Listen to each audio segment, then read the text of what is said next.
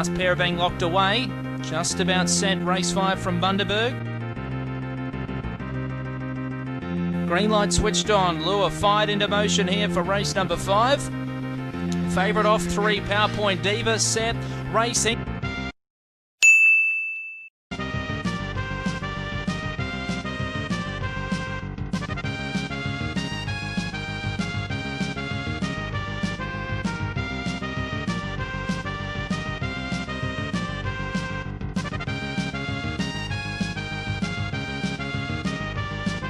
And the Bolters in front. Fly Mariposa led by Lank. Peas and Carrots alongside and is finishing over the top. Peas and Carrots beat Fly Mariposa. So Peas and Carrots well backed and wins. Number 5 for Barry Kitchener.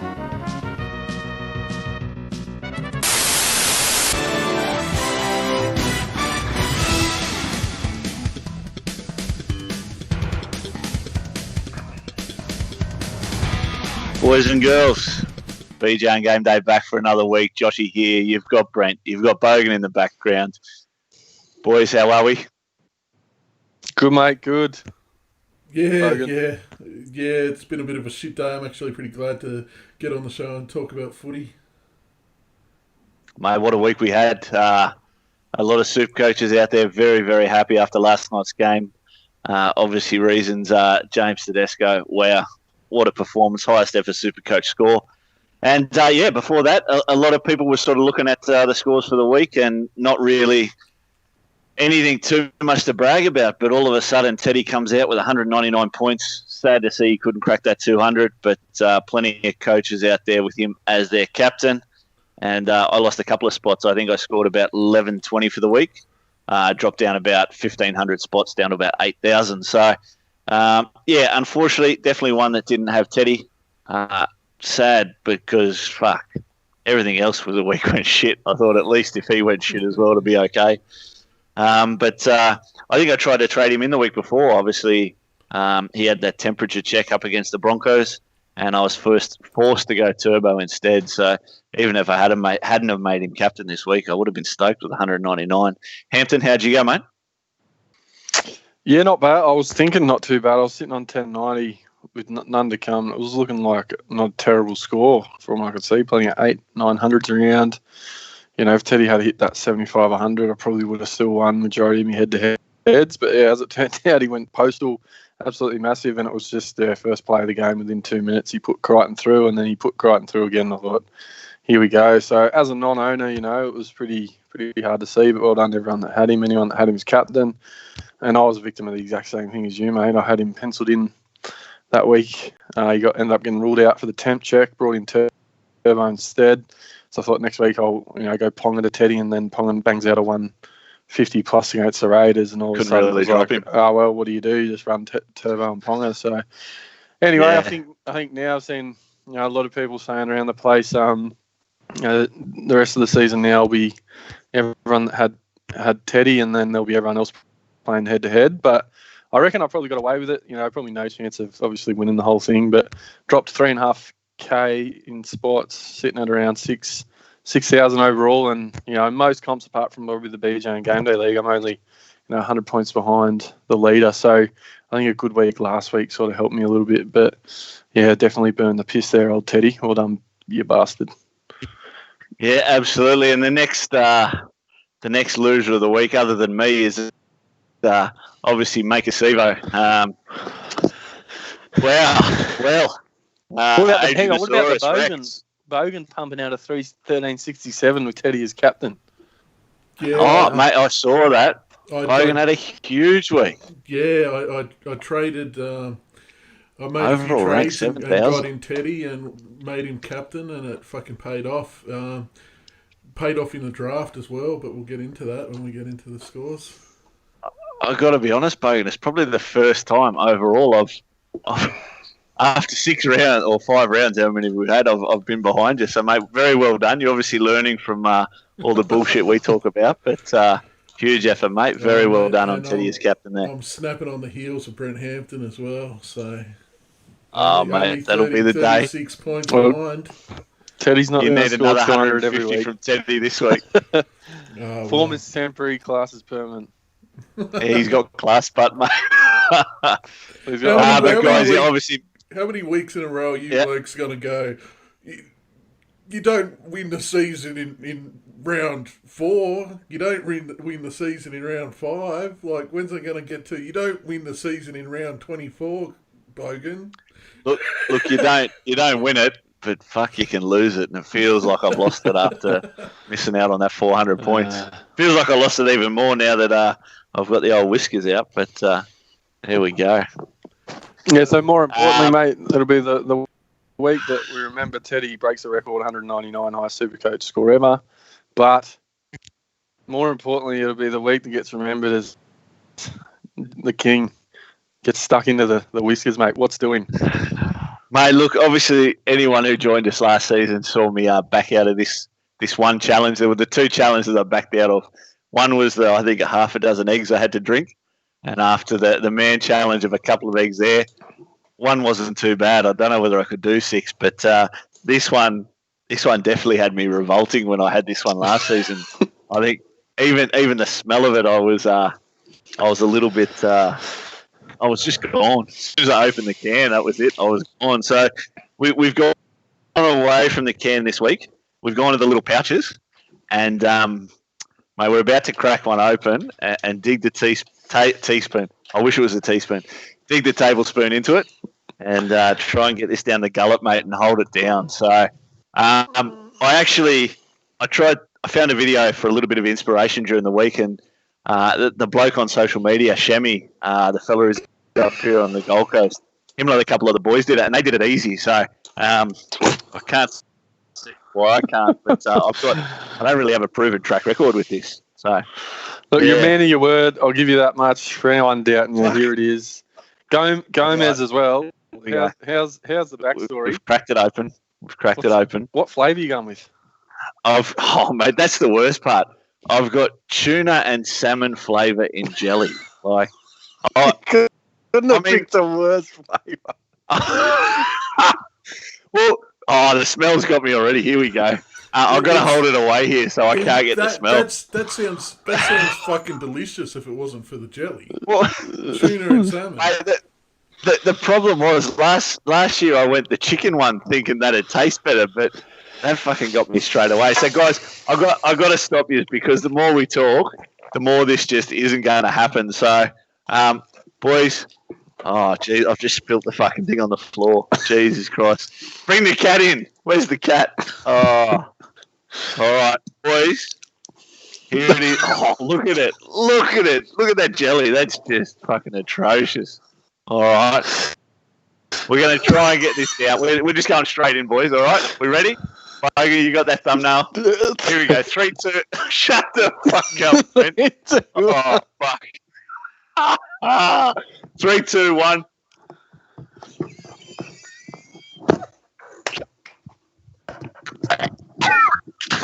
Fucking hell. I can't swallow. Oh, fuck. Hang on, we didn't get that down. We've got to go again. Oh, I can't even swallow. Shit. Oh. I've got 2 of them. Oh. Yeah, we'll have that ready to take a big swim on and wash it down. Oh.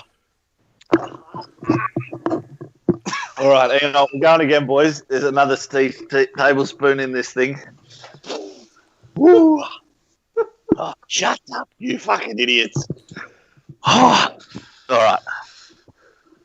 This is like Fear Factor. This is bad shit. I'm fucking crying. I've got fucking cat food everywhere. Delicious tuna and salmon. You're like a bear.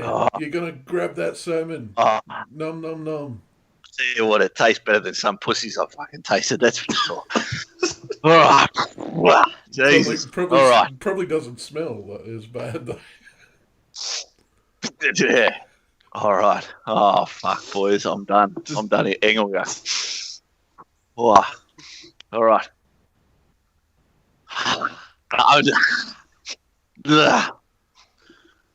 Oh, fuck. This is bad, boys. This is bad. This is hard. At least I got that in my mouth this time. Last time I didn't even get it in my mouth. So I've done all right this time. Hold your nose. Fuck, I'm spitting everywhere all over the kitchen floor. Oh, this is atrocious. Oh. Oh, classic TV here, guys. Put it on YouTube, but we already are. Whew, hang on, I need a turkey. It's empty. Crack another can. Fuck. Oh, I have the turkey.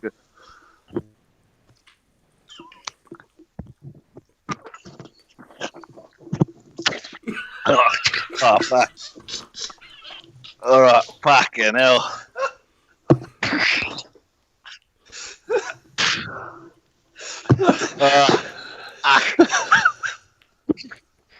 I'm gone here. I think you had that's fair enough. I reckon you had a fair enough. Yeah. You've put in your mouth twice. I'll pay it.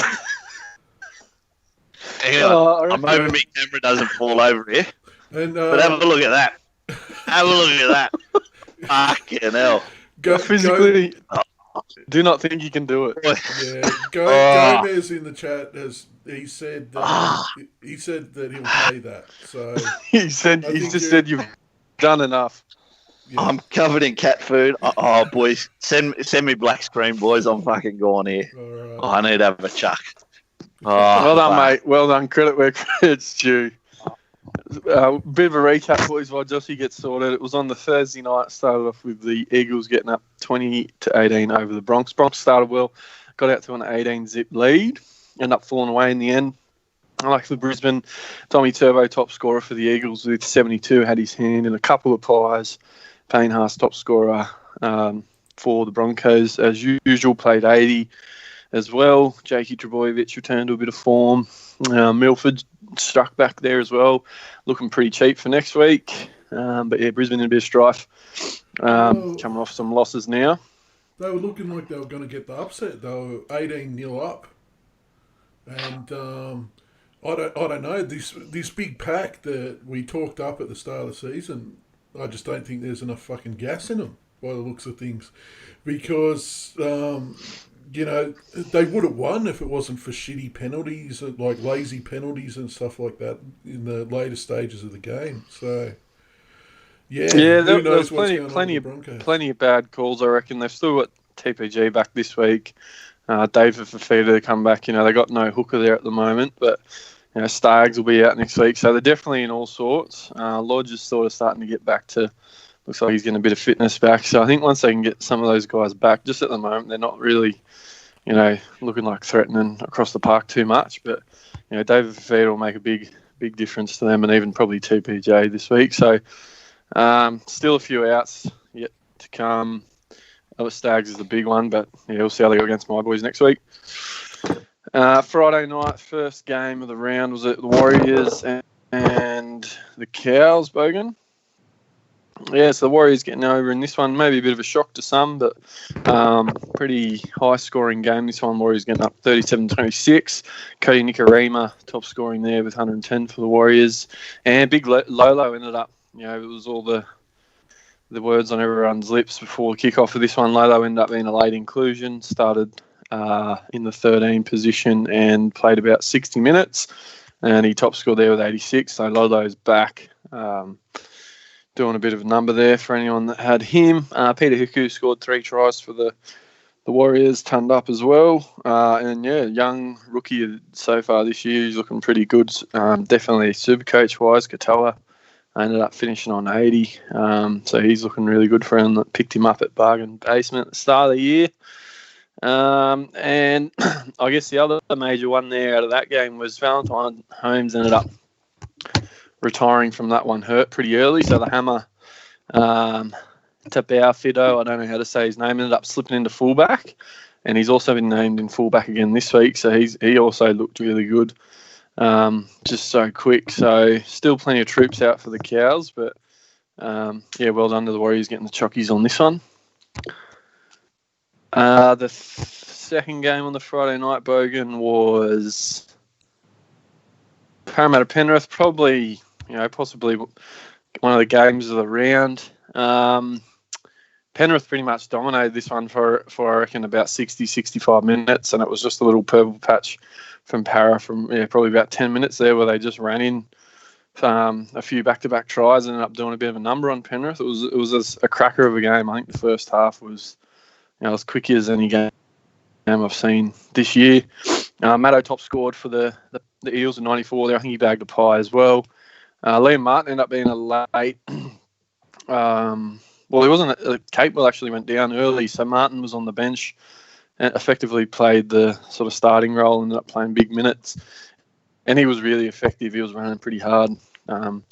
Went through there at one stage, finished on 76. Yo was big again, 71. Waka Blake obviously created a couple of tries from pretty much nowhere for 88. And Nathan Brown returned for the Eels and pumped out a 69, which is pretty good for him. He could possibly be a bit of a prospect in the next few weeks. Someone looking for a pod old Brownie. Looks like he's back to a bit of form.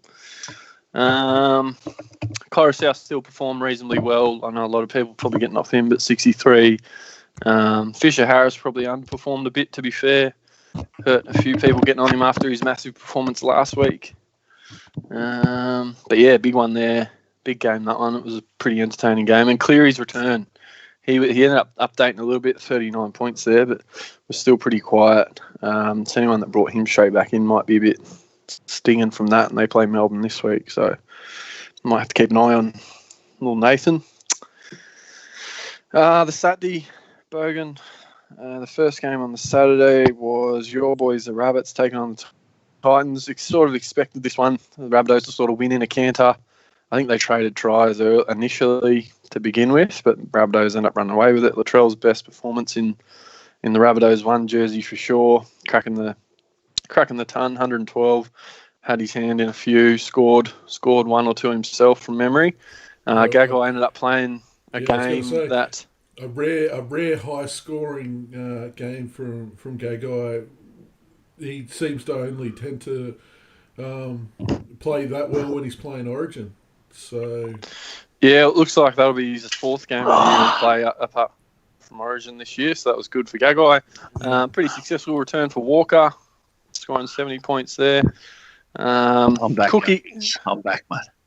Yeah, he's back. He's back. Hold on, I'll be back.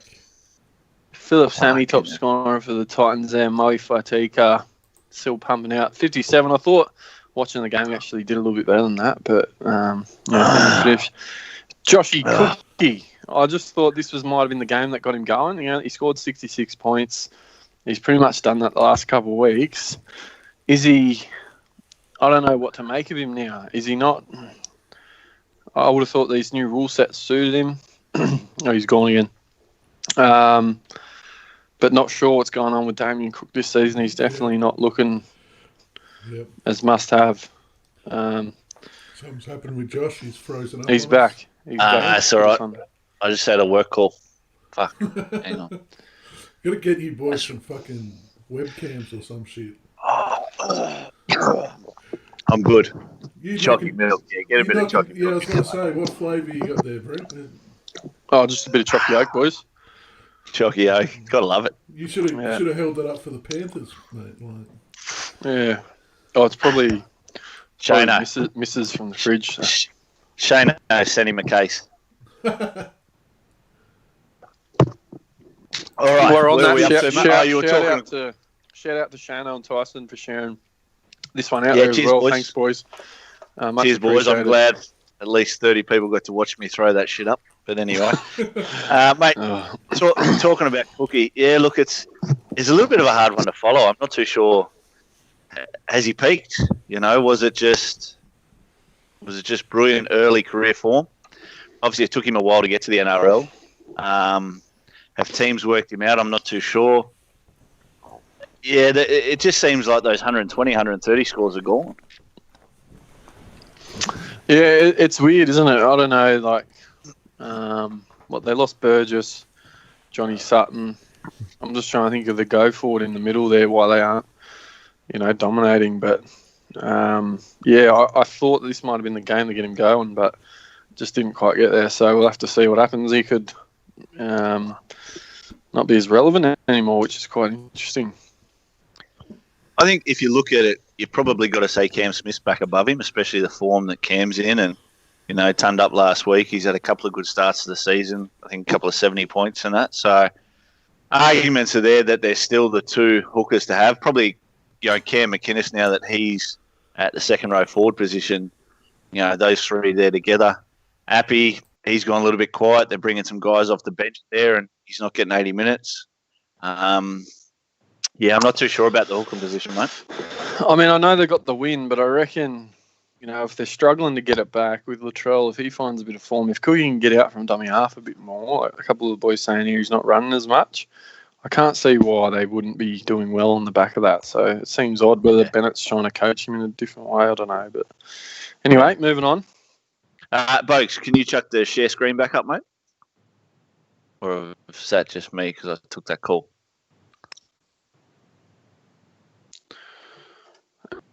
That might just be you, Jesse, but hold on, I will check it. Sorry for the delay, folks. That's right, they're used to it, our crowd.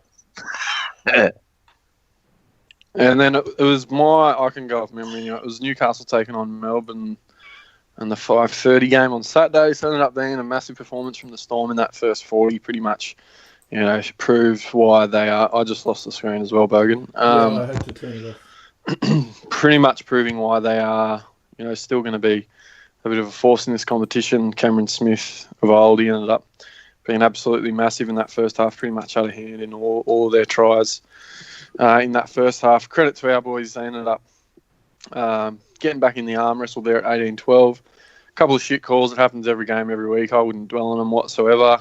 A few controversial ones, as I said, every game, every week it happens. I'm not going to sook and whinge about it. That's just footy. Sometimes it goes your way, sometimes it doesn't. I think the fact is we didn't start well enough, and simple as that. But yeah, Cam Smith throwing back a bit there, 115 was absolutely massive. I think he's near 700k now as well. Probably the best game of young Tino F. Yeah, Tino's career. Yep. So yeah.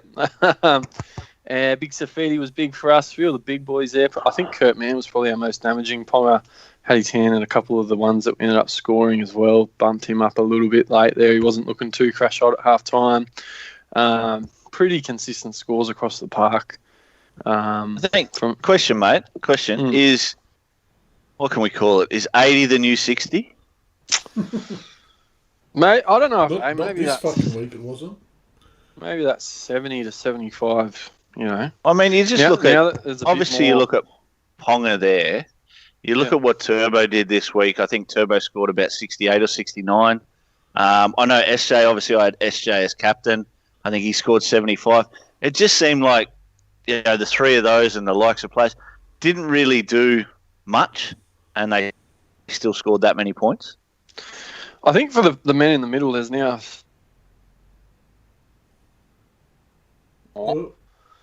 Repeat what you just said, Brent. We just lost you. I think now with this new rule set where there's not as many stoppages for penalties, that there's obviously a bit more points out there. I think probably just a little bit more for the forwards especially. So maybe we're starting to, like we said, we talked about last week, a bit of that comparison of total points in a round. I think for the outside backs, it probably doesn't change that much really. So, I don't know, Josh. I don't know if I've completely missed the point, but I think we're seeing a lot more 50, 60 60 plus sort of performances from forwards that generally haven't probably done that before, and that's probably why.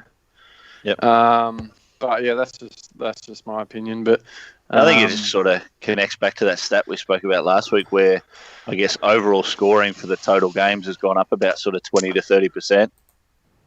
Yeah, absolutely. I think as the season progresses, it's probably only going to improve. I think teams will start to figure it out. I don't know. I guess we'll see what happens. I think just as well, quickly, Josh, a few blokes blowing up here about Ponga or try assists and Bradman Best. So Best looks like he's probably keeper spec based on what I've seen in those three games, mate. He still scored 59, did score a try, but he had 36 points worth of base. So against Melbourne, that's pretty good for a young bloke that hasn't played much first grade. I'd have to think he's pretty close to keeper, wouldn't you say? Oh, look, yeah. I definitely think so, especially you're looking at the centre wings from the rest of the games. I think Isaiah Yo's probably stood out, and that's just purely because he's an 80-minute player in the centre. But beyond that, you really haven't sort of had anyone that's stepped up. Mansour is probably the other one. So if you add him into that, why not? He can just sort of keep earning money. Latrell, his performance on the weekend, if he can start to adapt to that fullback position. But I think what you find is, if you look at genuine centre wingers, genuine number 3s or number 4s, he's probably got to be the one. Everyone else who's in that position either plays, like you say, Yo in the centres. Obviously in the centre of the park. I reckon he's a keeper, mate. Interesting. We'll see what happens. I don't think there'll be, many people that don't have him that are serious anyway. So everyone will have him most weeks anyway. So it probably doesn't change much. And the final game on the Saturday night, mate, the 7:30 game. We saw this was miserable game. Yeah, it was dour, wasn't it? 4-0 halftime to the Tigers. It looked like they might have been prepping something there for a bit of an upset. Ricky's 400th, but the Raiders got it done. It wasn't pretty, but they got it done. It was pretty wet. 12 top scored there for the Tigers, massive. He's been pretty big this season. I think he's just elevated a little bit from last season. As we said, that now that there's a bit more footy getting played and more runs and tackles in the middle, he's probably a benefactor of that. So he's sort of pumping out regular 70s now, Joshy. Jackie Whiten, pretty low score there really from both sides. It's probably a bit of an illustration of the game, but Jackie Whiten sort of got the Raiders going in that second half. Ended up looking like he'd finished 12 rounds by the end of it. I was going to say, I caught the first sort of 20, 25 minutes of this game, but how'd that eye come about for Jackie? I'm not sure what actually happened, but he looked like he'd just been in the wars. I think he copped it a few times. I didn't actually see what caused it, but so Raiders just getting the job done. Wasn't pretty. Pretty quiet Supercoach-wise across the park. Nothing major to report. Croker probably stinging some people, anyone that tried to hold tight onto him.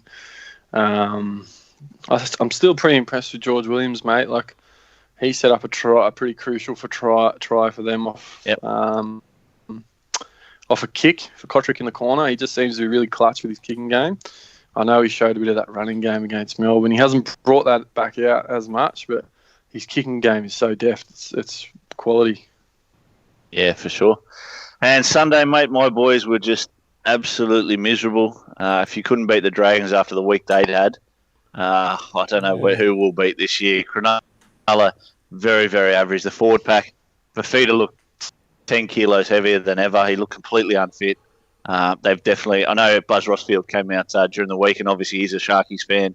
He's sort of called for Johnny Morris to sit down with Fafita and maybe medically retire the bloke. But, obviously these guys just want to play as long as they can. The Dragons, Cam McInnes, absolutely huge. Dufty was the difference. They obviously brought him back in the side to start at fullback, and he was everywhere. Yeah, some big performances across the board. Supercoach tries from the Sharkies up to sort of to Vorney as well. But yeah, I didn't see this one coming. I really thought your boys were going to do a number of them. Obviously, Moylan getting ruled out again. I think the day before, or whatever it was, to another hamstring. I think take him down the back paddock and put a bullet in him because he's dead set lame, isn't he? That Will Kennedy does look pretty good though. He set up Katoa for one. It was pretty schmick, but yeah, we've said it with your guys. I think at one point there we were talking in the chat, one of our drafts, Josh. I don't know if you're in there, and it was sort of getting to that point where it was like, okay, what are the Sharkies doing here? If they concede another one, they're in big trouble.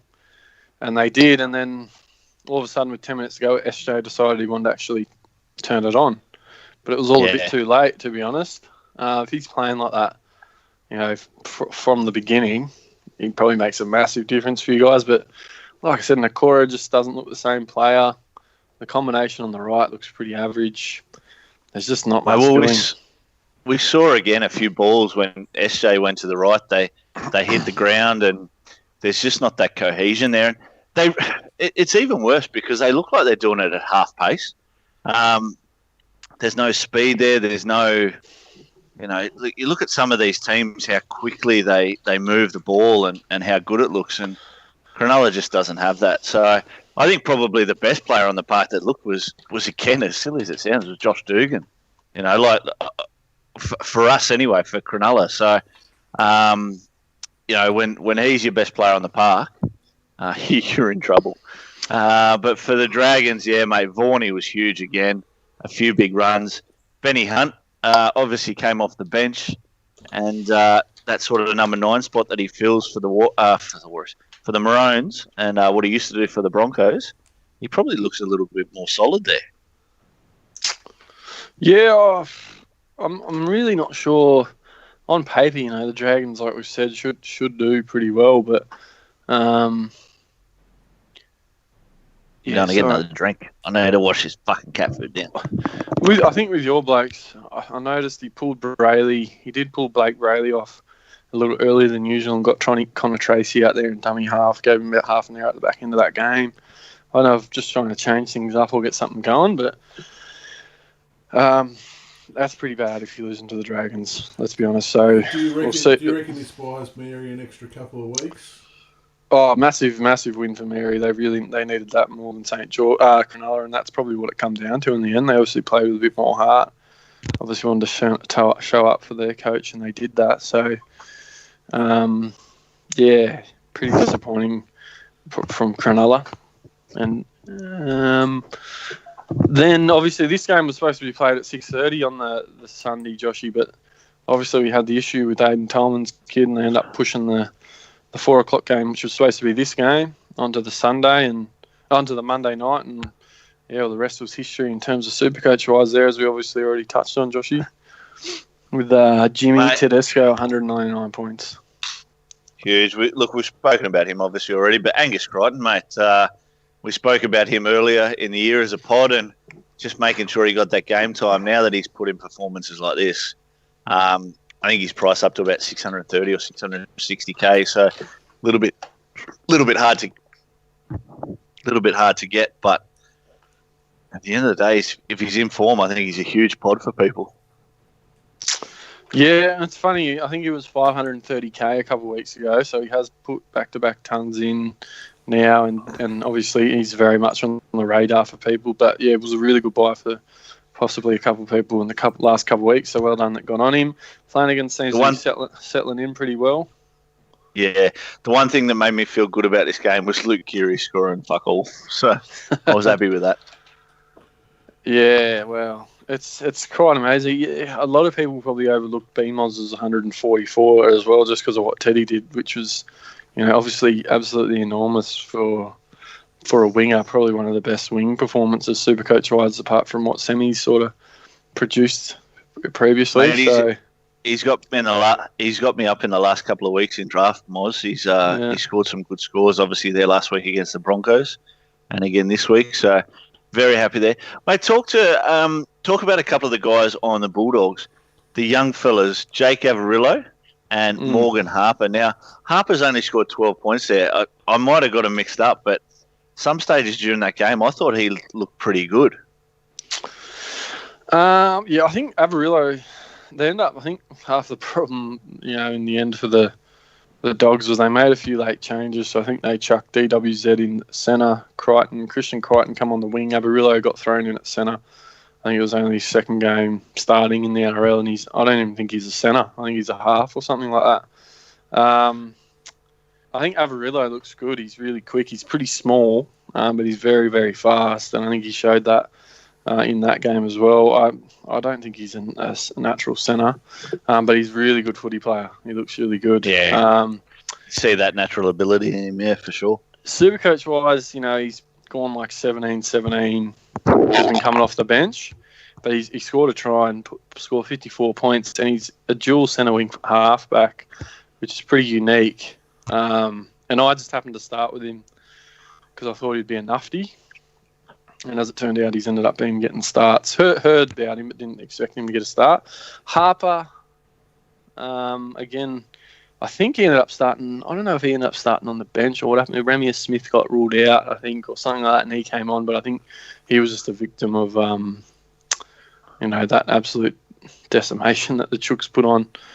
But I think he's good as well. Ramius Smith is good as well. I don't know how Christian Crichton's getting a start ahead of a couple of these guys unless they're getting injured. But Adam Elliott seems to be looking pretty good out there as well. I know his output Supercoach-wise didn't look good, but he actually looks really fit. He's on the shit list, mate. And quick. Is he? Is he on your shit list? He's on the shit list. He's one of those guys who just completely frustrates you. He looks like he's definitely a forward, what do you call it, a halfback in a forward's body. He wants to play like he's Cooper Cronk, but he's got nothing. So occasionally I think he does bring out that big game. But, he's on the shit list. Yeah, and then I think anyone that Rooster side is looking quite formidable. I know it's early days and we give Bogan a bit of a pacing about, comps start one at this stage of the year, but the Roosters are looking like, it's theirs to win and someone's going to have to take it off them. They just got so much across the park, but then their best player, and the best player in the world, Tedesco, comes out and does what he did. He sort of takes the game into his own hands, and it's not just against teams like the Dogs. He'll do it in Origin. He'll do it against, Melbourne or in grand finals, whatever. I think that's why he's the best. A little bit different to Latrell. It's easy, I think, to go out and put it on the Titans, but you got to come out and do it every week and do it against quality opposition. So I think that's the difference with Teddy. One of the boys in the chat, Flanagan, good trade for SJ. So SJ to Flanagan. Oh, look, I can't say that is. Flanagan's going to have his down weeks. Obviously, the Roosters aren't going to meet the Bulldogs and a miserable Broncos every week. I know in 3 weeks' time they got the Storm. So I'd be holding SJ. Again, there's just something about it. He's still class. We saw him on the weekend there against the Dragons. I think he probably performed for about 15 minutes out of the 80 minutes and still scored 75. So I'd be holding SJ. I don't know, Joe. I think the Roosters draw's possibly been a bit overlooked. I think he's an option. He's $530K, so he's not cheap because he has hit a bit of a purple patch. He does goal kick, and if they're scoring 40 points every week, there's an extra 30 points to add to his score than he'd probably normally get.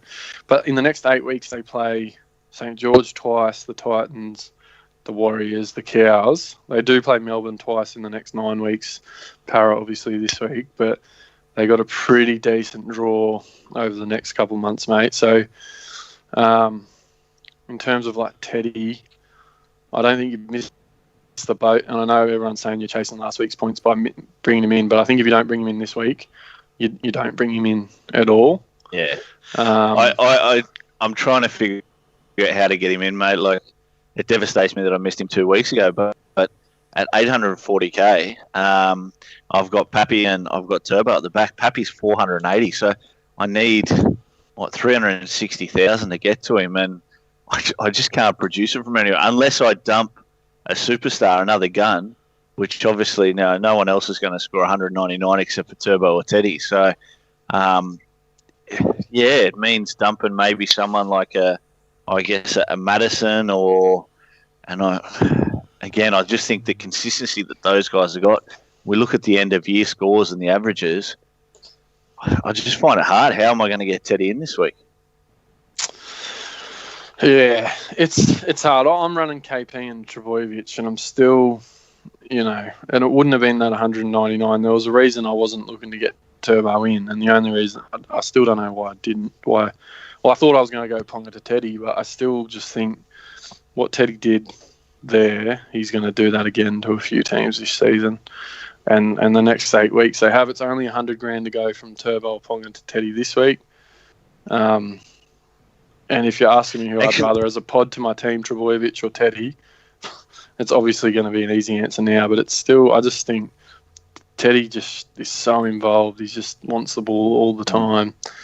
I think in the chat there, Austin Powers has gone with Sivo. That's probably not a bad drop for me. Obviously, true. He's made me spit up a couple of times 20 minutes ago. But Sivo's on the hate list. He's not on the hate list, but with 13 points in the bank, he's obviously going to drop some cash over the next couple of weeks. I think currently sitting at about 520, 550, 580, somewhere around there. If I dropped him to the Cowboys player, Hamiso Yeah. Tabuai, fucking that bloke. The hammer. I could probably get Pappy to Teddy, but at the same time, I'm fair. Look, Pappy's going to be my sore point for the year. He hasn't dropped much in cash. I think he's only dropped 30K so far, but so much potential there. He just hasn't handled playing as an 80-minute fullback, and maybe I just can't afford to keep trusting that he'll eventually blow up because, again, Melbourne got Penrith this week. The Roosters in 3 weeks. Yeah, I don't know. I'm just worried that as soon as I drop Pappy, he throws in that 120, 130 we know he can do. Yeah, I just still think from like more generally the way that Teddy and Turbo just consistently pump those hundreds out is still, whether Pappy's not second year syndrome, but he's not a big dude. Maybe the body's starting to cop it a little bit some weeks. He's still relatively new to the grade and all that. Maybe, you are going to have those weeks where he only gets 30 or whatever he got on the weekend. And they don't need him like the Roosters sort of use Teddy and the way Manly used to Boyovich. That said, he could still come out next week and score 4 tries and score 160. Hampton, stop. We've just lost our jobs. This is just going to become the Bogan show. Look at Benny's comment here. Had Brayley to Grant, Hampton to Capewell locked in all week. Spoke to Bogan on Thursday about bringing in Teddy and pulled the trigger on Appy to Grant and Pappy to Teddy with the C thanks to him. Mate, Bogan is the one.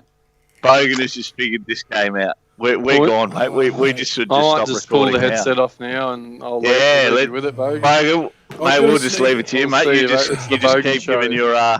yeah, that's it. We're done. I've got that much dead wood on my non-playing reserves.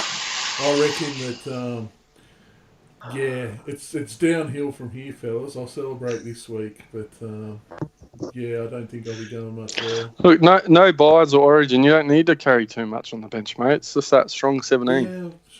Yeah. A few injuries, though. Mm. And I only got through to the skin of the teeth in the draft this week because Teddy. So, right, that's all you need. I'm not going to strut around this week like I did last week. I was like, the week you can strut around, mate. Going into the game last night, I went, fuck. The show tomorrow is going to suck. I'm going to lose by 100 points. And end up winning. Well, I agree about it sucking, but anyway. Is your camera off, by the way, Joshy? Because you've been frozen there for quite a while. I'm good. I can see me. No, he's moving for me. Yeah. Okay. And that rounded out round 5. Yeah, let's just get out of the court. I'll come back in, boys. Go for it. Righto. Are we going round 6 fixtures? Yep. Yeah. So we'll start on the Thursday night with Newcastle taking on Brisbane. Brisbane still, as I mentioned, probably pretty under strength. Obviously, Stags out. You back, Joshy? Yeah, mate. I'm here. Can you go to the screen again? Yep. No, we're good. We're good. You good? Stags is out for Brisbane, which is a pretty big out. So the Oates experiment's no longer. I think Alex Glenn, TPJ back for them. So maybe shores them up on the edges a bit more, which is what they need. I think TPJ's best position is out on the edge personally. They always tend to throw him in the middle, but I think he's so damaging out wide. That's a good option for him. But yeah, obviously Stags still out, no Fafita. Still persevering with Darius Boyd at centre is beyond me. Lockley Fitzgibbon back for the Knights. Apart from that, not too many changes in the side last week. Mate, your boys have got to go into this one wanting to win this one, don't they, mate? Sure. Well, not that's stating the obvious, but thinking they should win this one. I think this is the sort of game that, and I've said it every week, we'll find out a lot about them. Like, to be fair, they really should be putting this Brisbane side to the sword. They're well out of form, probably lacking a bit of confidence. We're sort of flying at the moment, even though we lost last week, but we showed a bit. Like I said, there's got a fair bit of inexperience out there, a lot of new combinations, a couple guys just fresh back from injury. So we should, based on what I've seen, I'm expecting us to get the job done. But, yeah, we'll find out. Actually, am I still frozen, folks? I'm trying to fix that right now. Yes, you are. I can see you frozen. Yeah. Fuck, I'm an ugly bloke, aren't I? Look at that screen, boys. Jesus Christ. Apparently you've been frozen the whole show except for the cat food. Yeah, I thought that was Josh doing. I thought he turned his camera off. That's what the boys are saying here. So hang on, before we go into this, we got to. You fixed it? No, you'll see when I fix it. I'm fixing it now. All right. Before we go into the games next, let's give a quick peas and carrots update because I'm fucking done already. I've had enough. Peas and carrots. Obviously, we saw the win there at the start of the broadcast. Can we call it a broadcast? Are we a broadcast? Let's call it a broadcast. Sounds more important. Peas and carrots. We took her up to Bundaberg there on Monday, and she got the victory. We backed her in $5.50 into $2.90. Unfortunately, I wasn't on. Plenty of the boys who were sort of involved and know all about her got on. Unfortunately, Shano wasn't included. He was dirty at me. But she's in again this Friday afternoon. So Friday, a little bit of a warm-up for the games on Friday. In at Ipswich, race 6, box 8. She's absolutely perfectly boxed, but she'll probably start about even money because she looks a little bit too good for this field. So $5.27 the race is on. Everyone can catch that this week on Peas and Carrots. I reckon we can get a back-to-back win from box 8. She looks a good thing. Good stuff. Thanks for the heads up this week, mate. Yep, there we go. Mate, what's the second game? What do we got on the Friday night? South's taking on the Warriors. Rabbitohs versus Warriors. So a bit of a test out this one, I reckon. Warriors sort of, actually showing up, which is pretty massive considering everything they got going on. Obviously being stationed over here at the moment, sort of pulling players from anywhere, but could be a good game this one. No changes in the Warriors side, and Souths are unchanged with James Roberts still in the extended side. Could actually be a decent game of footy if there's not too many errors in them. Supercoach wise, Josh, a lot of people back looking at Latrell now. He's put a couple of good games back together. Thoughts on Latrell? Look, I didn't catch the game on the weekend. Obviously, his performance, I saw a few of the highlights and such, but he very much is that kind of form player. As soon as he starts to make ground, again, the biggest doubt with me is obviously he's not kicking. So if the Bunnies are going to put 30, plus points on a team, he's going to miss out on a few there. But mate, you can't deny the bloke. He is a class player. He just needs to find that more consistency in his game. Probably gets a chance here to do it again, back-to-back weeks. Titans last week, the Warriors this week. The Bunnies would like to think their forwards can get on top of the Warriors forwards. I will say, other than Tohu, the Warriors forwards haven't probably been looking the best. I know they've got the young Tanua Brown and Elisa Katoa who have been performing well. But I reckon if the Bunnies go into this, obviously, well prepared by Wayne Bennett, I reckon they can put a fair few points on the Warriors. Yeah, it'd be interesting. I think that obviously with him being able to pick him at centre wing, he's $550K with a 6 break even. His base is still really low. I think that's the worry. If you bring him in, you're going to expect him to score, hopefully like 70 sort of points. He doesn't goal kick, but you just know, each week he looks like he's getting better. So he could be a decent little pod there for people, possibly. Absolutely. Liam Knight somehow still on the bench. Don't know how that works out, but anyway. For the Warriors, look, we just mentioned Tohu. He's been great. Those two guys, JTB and Elisa Katoa, have been performing well. Plenty of people on those to bump up the cash. Mate, not really much else to report. Obviously, two of us are Sheknov not having the season that we used to.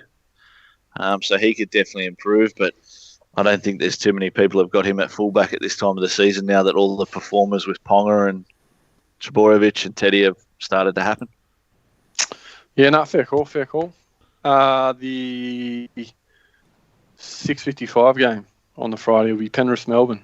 Could be a cracker. 6:55. Why is it 6:55? 7:55, sorry. Mate, it should be, shouldn't it? Obviously, Penrith performing quite well. A lot of people in Supercoach land have a lot of these Panthers players in their teams just because priced well, performing well. Obviously, a heartbreak there for any Kurt Capel owners last week with him going down inside the first 2 minutes. Medial ligament tear, and we'll see him out for about 10 to 12 weeks. So he's a definite sell. Hopefully people won't have lost too much money. I think he actually still made money even with the 3-point break even. 3-point score last week. So he'll definitely need to upgrade to someone. Cleary, bit quiet last week, mate. Yeah, he was. I think, they were the better team for a big part of that game, and they probably would have loved having him back, no doubt. Supercoach wise, what's he looking at? He's 619,000 with a 70 odd break even. Do you bank on him not blowing up in this one? Obviously playing Melbourne, it's probably the hardest game for him, except for the Chooks, which they don't play the Chooks for. They don't play them again this season. So you could possibly wait a week, but I think this kind of bloke, it doesn't matter who his opposition is. He could still blow up against anyone. Yeah, and that's what I was probably going to say is I disagree there in the fact that you've got to hope that the Storm are that well coached that even if he has maybe a 10 or 15 minute period in the first half where he starts to go strong, they can adjust and shut him down. So I think you can probably afford to miss him this week. A lot of people out there, now that we've got the likes of Teddy and Turbo at the back and Cleary missed those 2 weeks, I think his ownership is probably a little bit low. And I think you can probably give away this week and possibly the next, but definitely this week against the Storm. See how he goes. I think he'll still bang out a 50 or a 60, but I don't think that ceiling of sort of that 130, 140 that he is capable of is there this week.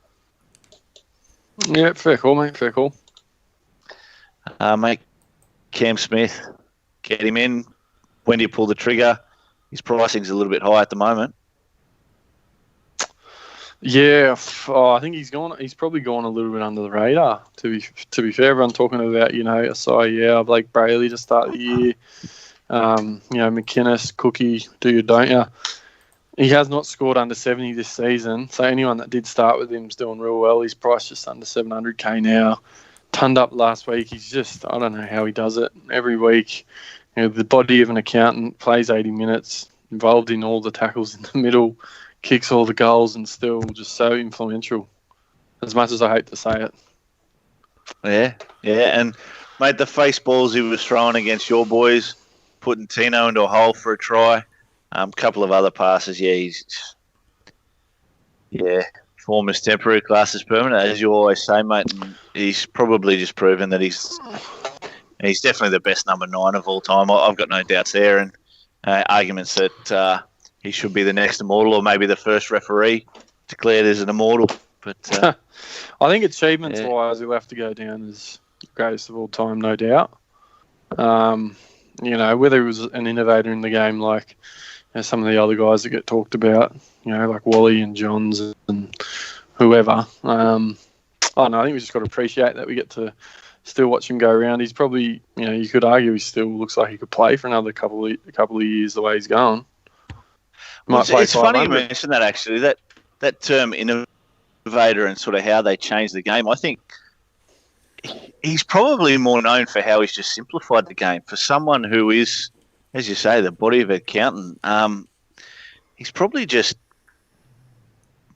made it amazing how you can be so, not so much slow at dummy half, but slow the rest of the game around you to be as effective as he is. So, yeah, mate, I'm happy to watch him play footy every week. I reckon he'll probably go another season after this too. I don't think the retirement's coming anytime soon for Brendan Smith to take over the 9.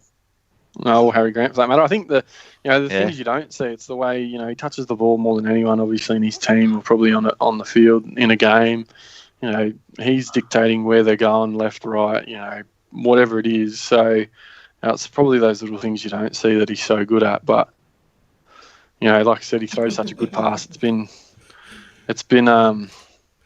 Jesse Bromwich. I think that joke about him being the first ref to become an immortal has went straight over Adrian's head there. But anyway, moving on from this Best Queensland toss ref of all bag, time. getting on him in Supercoach 700k, you're probably doing pretty well. Saturday, Titans Dragons. God, if Cronulla and the Dragons or the Bulldogs and the Dragons were bad to watch, this is going to be even worse. Huge signing for the Titans during the week, Corey Thompson. Look, I've got to say, and again, he's probably been out of the Tiger squad for the opening weeks. He could be a buy. Like, as silly as it sounds, we've seen what he's done and how elusive he is. A new start, a fresh team. He's obviously going to go up there and try to perform well. You can get him in the centre wingers. I reckon maybe for the next, let's call it the next 4 to 6 weeks, he could probably average that 65 to 70 in the centre wings. And, again, how you find a spot for him in your team, I've got no idea. But, there could be worse players to have if he's got that starting number one spot at the Titans. Oh, possibly. I mean, he's awkwardly priced. He's mid-400s. Yeah. They do not have a terrible run. They play the Sharks this week, so they're pretty much playing the Titans back-to-back. Dragons. Dragons, sorry. I don't know. You want to put some cat food on that, or? No, fuck off. No, fuck it. Why are you going to take it there? Wait. I'm sorry. Too soon. Look, too soon, I won't be touching him. Way too soon. Black Lives Matter, mate. Come on. Will you be touching him, you reckon? You couldn't touch him. There's too many good blokes coming through the rookie price right now. You got Coates, you got obviously the Hammer. I think Talau looked really good as well. That young winger, he's bottom dollar. He's out for 4 weeks. Is he? Yeah, did his semi today. Oh, I didn't hear that. Oh, really? Mate, we're supposed to be experts, mate. You're supposed to be up on this, all the latest stuff. Oh, I didn't even realise it. There you go. What do you guys at the ABS do? I thought you'd be sitting around doing nothing all day. Yeah, mate. Tommy Talau. Don't worry about Tommy Talau then. 2 to 4 weeks, slight hamstring strain, tear, whatever you want to call it. So he'll be away. But mate, yeah, obviously Bradman Best there. I think if you don't have him in, again, you haven't missed the boat. You can probably get him in, but all the important money was this week. What's the cunt's name? Bradman That's Best. his name, isn't it? What are you talking about Best for? You were talking about young up-and-coming centre winger, right. Supercoach. Bottom. Yeah, righto. Okay. Well, bottom dollar. Bottom dollar. Mate, 24 hours ago, he was bottom dollar until his price changed this week. But, you've obviously got other players. Hammer, Sabo, what's his name? The Hammer, the Hammer. cheater. Yeah. So, he's quick. Again, mate, I'm just looking for a pod, mate. I'm looking for anyone out there who wants a pod. And I reckon Corey Thompson over the next 6 weeks, I ain't putting fucking cat food on it, you bastard. But I reckon, call it over the next 6 weeks, Corey Thompson averages 60. Righto. There you go. All right. What else we got? McInnes. Everyone's getting McInnes in. That's the worst kept secret now as well. Oh, actually, there was someone who asked a little bit earlier, is McInnes overpriced? No. He's not. I don't even know what price he is. He's 670k. Mate, his workload in the 9 and then in the centre of the park is just ridiculous. So, obviously, if Benny Hunt's coming off the bench there, slot straight in the 9. Cam McInnes is still playing 80 minutes. We saw what he can do last week. He'll pop up under the goalpost and score a try. That's not an isolated incident. That's exactly what he does. He probably doesn't have the athletic ability of Cam Murray or that kind of thing, but he's definitely got the workload that Cam Murray owners would want. I think he works a little bit harder than Cam Murray. So, based on the teeth, he's got more to prove. I think the thing with him as well now, that he's got some chompers on him, doesn't he? They're obviously putting a hooker on now, and he's rolling into that, whatever they're calling it, the lock position in the middle, and he's now taking a few hit-ups for him, and he's now that, that small forward in the middle. We're talking about Radley's, Murray's, these blokes are now possibly going to be really valuable. He's one of these guys, and he breaks tackles. He's little. He's just, a bit of a weapon. He's probably a smoky for some Origin this year, given now he's shown a bit of that versatility that he can play that middle forward. Whether they do or not, I'm not sure, but he probably deserves it. Supercoach wise, he's would have been better to get him before the price rise. He was a bit nicer at 630k. It's just the fact now that everyone's on him. His base output's just massive, though. His base, I'd be hard pressed to find a base effort that matches this, where he hasn't gone under 70 points in base these last 3 weeks that he's played since he's returned. Oh, mate. To make that many tackles, you're talking sort of Jake Friend in his prime, 60 tackles a game. Yeah, add that to the hit-ups that he makes. Yeah, freak. Absolute freak. What have we got next, Bogan? 5:30 game? Tigers, Cowboys. Shane Foote. Liam Martin, better pod than Thompson, Josh, for cat food over next year. Fuck off, Shano. Actually, my missus got up me today, about half an hour before the cat food. She's like, why are you even fucking betting cat food? You've been a bad gambler all your life. You know you can lose the certainties. Steve-O not scoring 21. Fucking hell. That's clear definition. Oh, I've just seen another one, Joshy. I've got a Lachlan asking when we jump off the Lomax train, and then he's asking about the hammer, whether he'll stay consistent. Yeah. What are your thoughts? Have you got Lomax? No, mate, I didn't have him from the start. I did have him in a few sort of pre-season teams, but I never went him. I just wasn't confident, and as soon as I saw him in those first week or two, when his points were really only stroll over tries kind of thing that he got gifted, I was convinced even more. But I will say that he has improved, and he actually didn't look too bad against the Sharks, but it was only the Sharkies. So I'm off the Lomax train. As soon as that break even hits 50 or whatever it may be, get away from him. I think the fact with him is he's still scoring like 50 odd most weeks, and he doesn't seem to do much. They haven't really fired. He hasn't made a heap of cash, but if you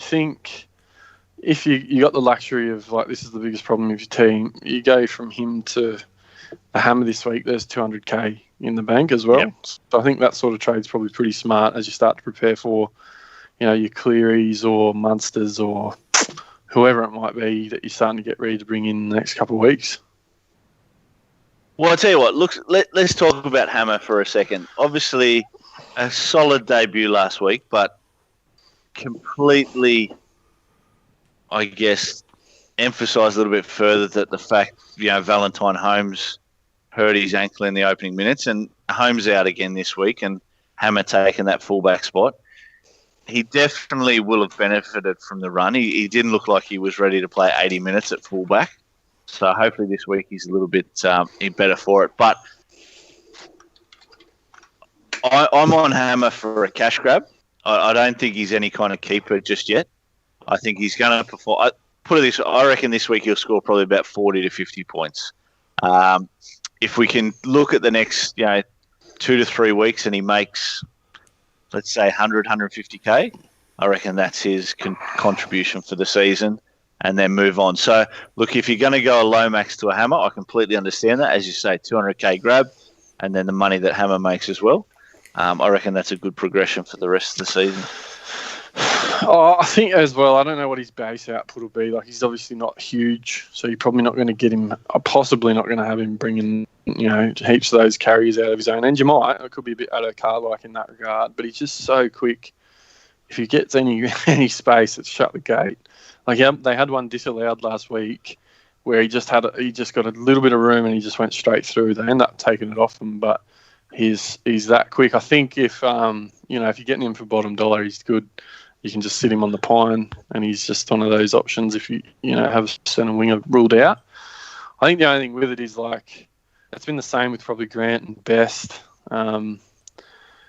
You might not want to be waiting until these guys to play their third game because you probably don't want to have to bring in, like being a situation now where you have to bring in 2 rookies in the same week. So if you got your Willie Armies and your Fui Maonos and whoever it is that are going to start peaking, and you've got to bring in a cheapie, if you can try and counteract it with a cheapie and a premium each week, that's probably the best way to do it. So if you don't go him this week, you probably got to go him next week.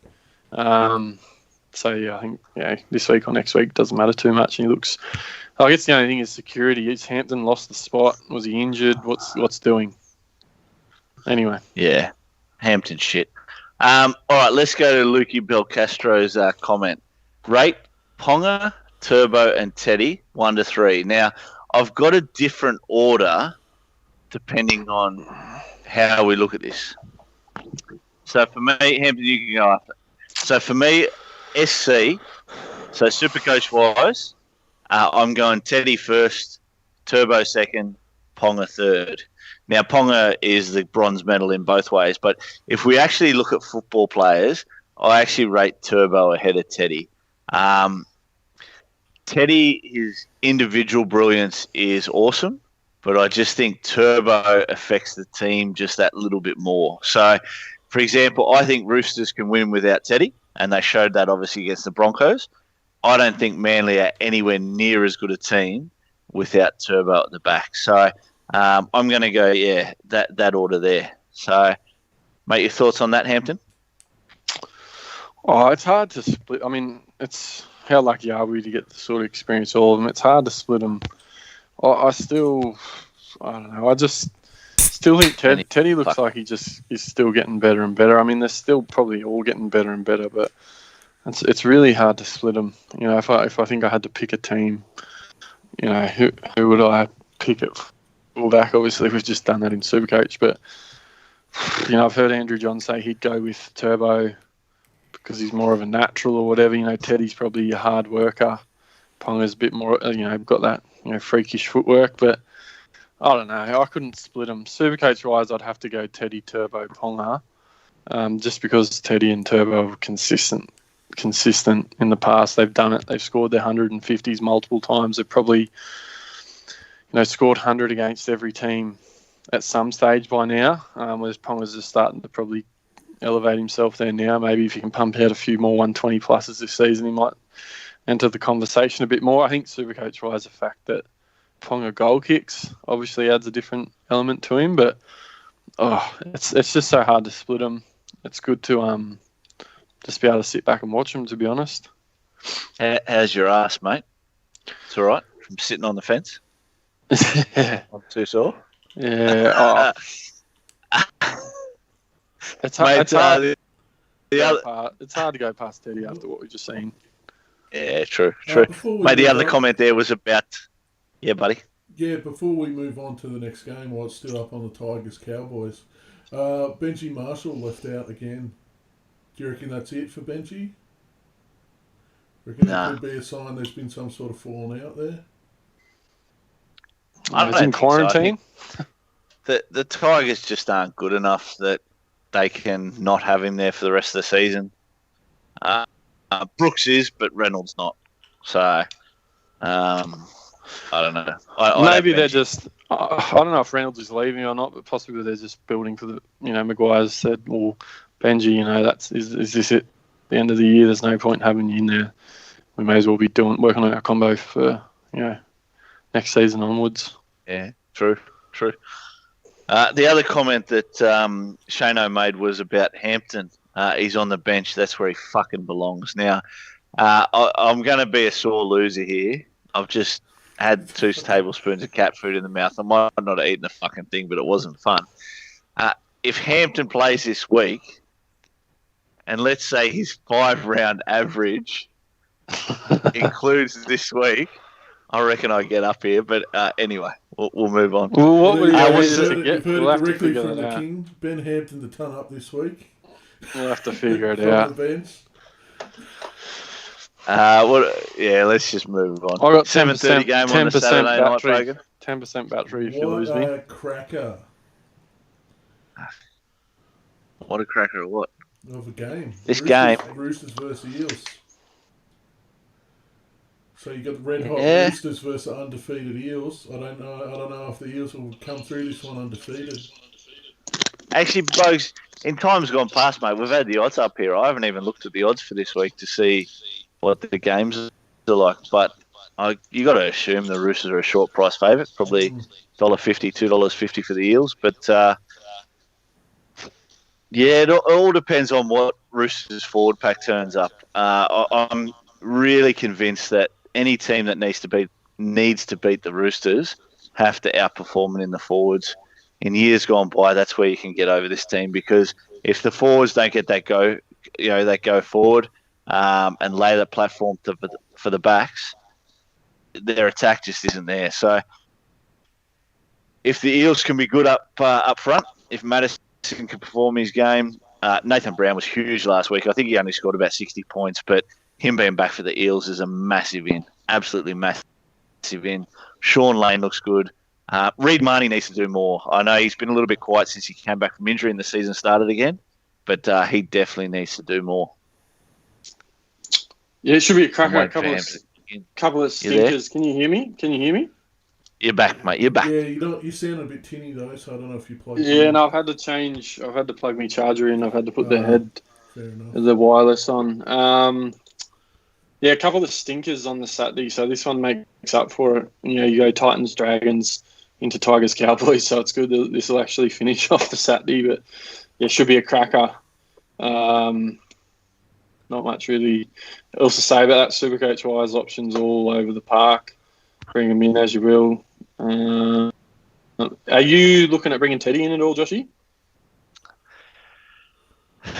Look, it's probably a good week to do it, considering the comment earlier, and I hadn't really contemplated it until the comment came up earlier, whoever said it was Sevo. You got to consider Sevo probably going to have another quiet game. The attack's not going to be there against the Roosters like it is against some other teams. So let's say I drop Sevo, try and bag sort of 350, 380K towards the hammer. I can probably change Pappy to Teddy. At the end of the day, Teddy's break-even's 3, I think. So barring a broken leg, I'm not going to touch wood. But anyway. Yeah, on that one. Yeah. He should. He could be a blown even at that price, mate. 840K. See what happens. Should be a cracker. 4 o'clock on the Sunday, we got Raiders taking on the Eagles. I think it's another good one. These two teams always produce a really good game. So looking forward. I just hate that it's at Campbelltown. I'm really sick of this fucking COVID shit and playing at stadiums. Like, just let the teams play out of their own stadiums. There's no harm in it, for fuck's sakes. I'd have to imagine these tracks are getting pretty torn up. They're playing multiple games, each day in a row on these bloody at Campbelltown. Like, I think there's a game Friday, Saturday, Sunday, all at Campbelltown. Are the pitches going to start to get torn up?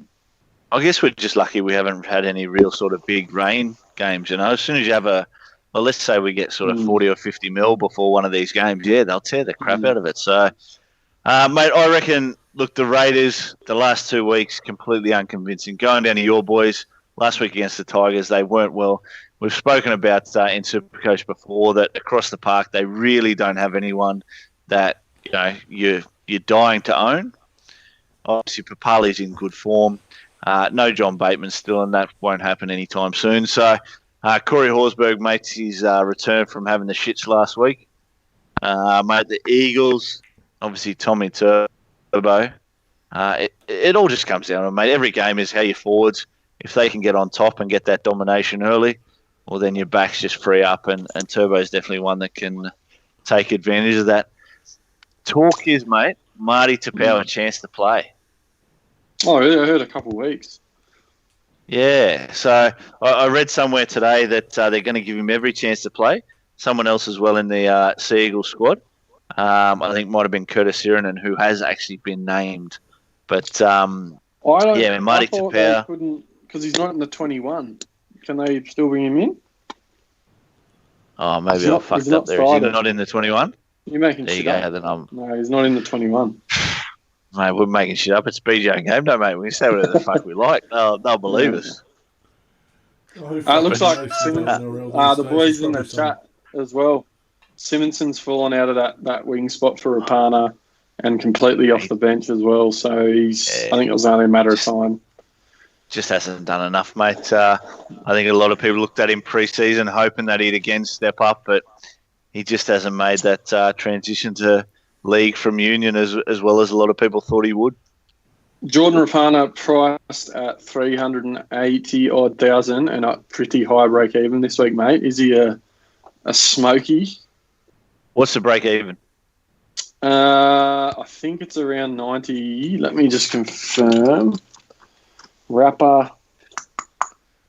It is 97 and he's priced at 280k. Look, obviously you can wait a week, like let's say he comes out and, throws in a 50 or a 60. Well, that's not really worth it to get in.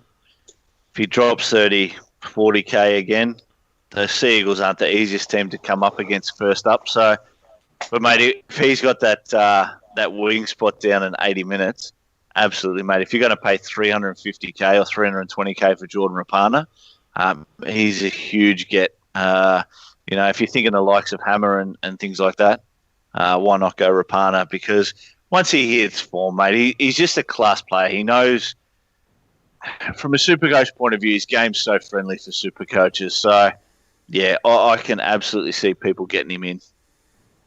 The other one that just reminds me of that, just because of his price that we overlooked, Anthony Milford. How about this? I know you're off him, but just hear me out. He's 378k this week. 54 break even, 380k. Wow. How about that? And they don't have a terrible draw. Who would have ever thought he'd be that lower price? Insane to think in years gone by. He's probably on one of the elites. But they've got. How about their draw? After us, they play the Titans, Warriors, Dogs, Tigers. So if you're looking for something very pod, you want to get off with Luai or Walters and have a dual half, there's a bit of a Hail Mary for you. But good luck if you're playing him in your 17. Oh, Darius Boyd, mate, get on Boyd. Anyway, sorry. I'll digress. We got jokes. And then the final game of the week, the 6 o'clock game on the Sunday. This must be my guys. I haven't seen them come up yet, have I? Yeah, shit cunt team. We're up against the Doggies. I tell you what. Yeah. Look, the Doggies. Nuffies. The Doggies might have gone down 42-6 to the Roosters last night, but there was a lot of good signs. I actually liked this team. I don't mean it that way, but I liked what I saw last week. And when you put it in context that they're playing Cronulla this week, a Cronulla side that's down on confidence, not really showing good form, I reckon the Doggies get up in this one. Their plays wide look crisp. I just think the Roosters were just defensively too good.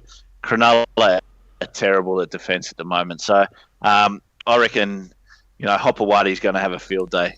I know I traded him out in draft for Duke in there a couple of weeks ago just to do a shit draft with Kando. And I reckon Hopewadi turns up this week against Cronulla. I don't know. They're mucking around with those outside backs again, the Dogs. You got Averillo's on the wing. Ramir Smith's back in the side, so... Hang on. I've changed my mind. Shano said Dogs by 13 plus. He can't fucking tip a winner. He can't... Nah, Cronulla's just won. Cronulla's won. We're good. All right. I'm happy again. But, mate, yeah, Averillo looks good. Where is he positioned this week? On the... Oh, they've chucked him on the wing now. So, Bugger, I know what is it? Dean Pay, is it? Yeah. Yeah. What's he doing? I agree with Lukey's come out in the chat saying, I don't understand DWZ in the centres. Neither do I really. Look, DWZ, the advantage of his game is just obviously how hard he runs the ball back and the kick returns. He's either got to be on the wing or in this or on fullback. Fucking hell. So, yeah, I really don't understand him in the centres either. From a Supercoach point of view, but from a rugby league point of view, it doesn't make sense. Yeah, whatever. This will be an interesting one to finish off the round. Hopefully we get a couple games on the Sunday this week. No more. Aiden Tolman's not in the 21, so that's good. Yeah, definitely. So Tolman out for 2-3 weeks, I think, still. So just due to quarantine. Not really much else to say. Royce Hunt. Oh! I've just seen. I actually didn't look at team list Tuesday. Royce Hunt. I reckon I'm probably one of the only owners. He's got the 17 spot. This is me 120 kilo centre winger. He's just become an AE nightmare. He's got 1.1% ownership. 1,508 teams have got him, Joshy. So he's a minority, but 1,507 other really good blokes. I tell you. I'll give you a stat. Ben Hunt is less owned at 0.7%. Wow. That truly shocks me, mate. 882 teams. Ben Hunt right here. You're the David Middleton for BJ on Game Day, mate. You and the stats. No, I've got auto renewed. I've got auto renewed into Supercoach Gold as they tend to do. Just take you 20 and then tell you after. I've got it. Yeah, but we use NRL Supercoachstats.com. Yeah, we're waiting on sponsorship from them. Well, we ain't got nothing yet out of it. Get off your arse, Logan. It's a fucking website. It's a free service. We give those blokes every plug we can because, guys, NRLSupercoachStats.com, best site out there. These guys, I don't know where they get the cash from to do it, but good on them. I think the only thing is there's a little bit of discrepancy. Like, for instance, Ben Hunt has a break-even of 42, but the Supercoach Stats site says it's a break-even of 34. So minor discrepancies, so just beware of that. It's an approximation on the NRL in the stats, chat, but it's still unreal. In the chat, Hayden Oddie, mate, you must be a Canberra fan because, mate, you only ever comment on Canberra bullshit. And yes, mate, we know Royce Hunt, definitely ex-Canberra Raider. He had a couple of games for the Raiders, and good bloke, mate, good player. So looking forward to him seeing him out on the field in the Sharkies jersey. I want to go see Talakai again. That bloke's a bloody wrecking ball. Well, look at our bench. I hope we don't get any injuries in the back line because there's not a centre winger or anyone who can fill in there. Toby Rudolph, Braden Hamlin-Welly. What happened to Connor Tracy? Well, he got half an hour last week, but he's obviously got hooked, so it looks like Brayley will be playing 80 this week. Yeah. Trade Brayley back in. And what do we got after that? Is there anything? Trading for... I made no trades. Oops. Change! Bogan. Oh, Bogan, you fucked it up. What is it?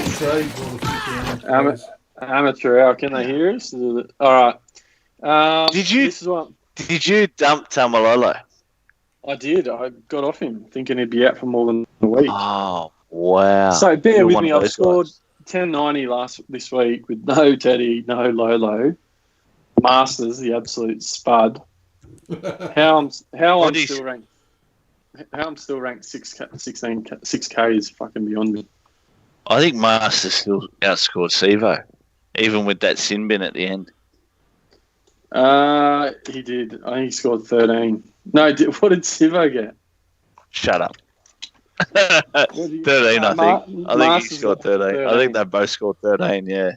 Look, Masters just... I can't believe the difference between him from what I saw in the first couple of rounds to now. He just doesn't look interested. All the attacks going down the left. He's not taking any runs out of dummy half. The offload's gone. Morgan's not going to be back for possibly 6 weeks. Yep. I just, after that, I can't afford to have him and Ramian doing that shit. I played them both this week. Ramian got 27, Masters 13. I like it. I think Ramian's got a little bit more upside with their draw, but he's got an 80, I think an 80 something break even. And yep. Are you taking the piss here? Jerome Luai in? No, he's out. Oh, sorry. Yeah, I fucked that up too. Bogan's fucking flying. I was going to say, that just doesn't make any sense, even for muggers like us. So SJ's coming in. This one's less of a lock. It was what I was thinking initially. So I know I bagged Johnson, I bagged Cronulla, and it's probably bad form bringing in, a player from a team that's out of form. But He is proven in the past. He's dual. He's cheap as he's going to get. Probably 35 break even, 474K.